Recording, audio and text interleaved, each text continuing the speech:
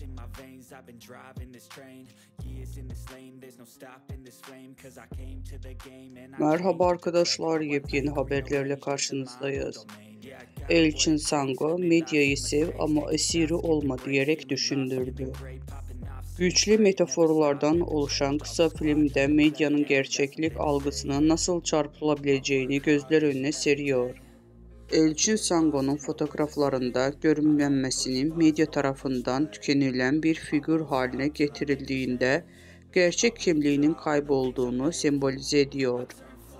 Medyaya esir olamam uyarısı insanlarda medya tüketiminde bilinçli olmalarını hatırlatıyor. Bu kısa filmde Sango medyanın güçlü ve bireyleri üzerinde etkisini eleştirirken izleyiciler medya tüketiminde dikkatli ve bilinçli olmaları gerçeğini hatırlatıyor.